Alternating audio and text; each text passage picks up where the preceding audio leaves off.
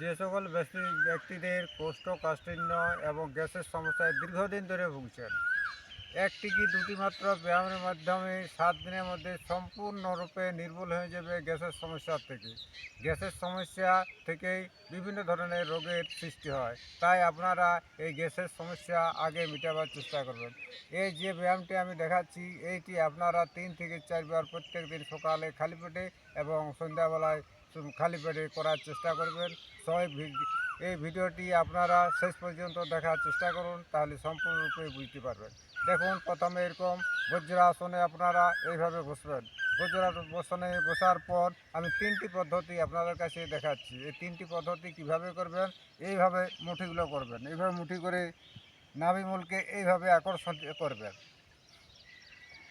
মেরুদণ্ডের দিকে আকর্ষিত করে এইভাবে নাভিমূলের এইখানে এইভাবে রাখি। ধীরে ধীরে শ্বাস ছেড়ে ধীরে ধীরে ধীরে ধীরে ঝুঁকি নিয়ে নামাবেন।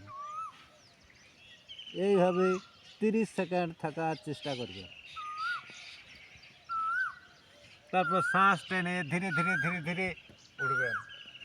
তারপরে দ্বিতীয় পদ্ধতি, ঠিক বাঁ হাতটা এইখানটায় দিবেন, নাভিমূলকে পিঠের দিকে আকর্ষণ করবেন। এইভাবে ধীরে ধীরে ধীরে ধীরে শ্বাস ছেড়ে ছেড়ে এইভাবে 30 সেকেন্ড এইভাবে ঝুঁকে থাকবেন।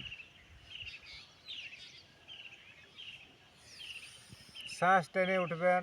তারপরে ডান হাতকে এইখানে নাভিমূলের কাছে রেখে তারপরে শ্বাস ছেড়ে এই ঠিক আগের মতো এইভাবেই 30 সেকেন্ড ঝুঁকে থাকবেন। তারপরে শোষকাসন একবার করবেন। 10 সেকেন্ড 20 সেকেন্ড এইভাবে থাকবেন। তারপরে এইভাবে পবন মুক্ত আসন করবেন। তারপর সুপ্ত বজ্রাসনে যে আগে দিকে ঝুঁকি হলে পেছন দিকে ব্যায়াম করার চেষ্টা করবেন।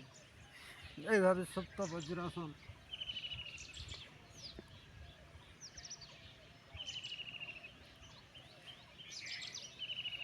এইভাবে 30 সেকেন্ড থাকবে। এইভাবে নিয়মিত সকালে খালি পেটে আপনার এবং সন্ধ্যাবেলায় খালি পেটে করলে সম্পূর্ণ কোষ্ঠকাঠিন্য থেকে 7 দিনের মধ্যে আপনারা মুক্ত হয়ে যাবেন। এই ভিডিওর যাদের ভালো লাগে থাকবে সবাই লাইক করবেন, শেয়ার করবেন এবং কমেন্ট করবেন। নমস্কার।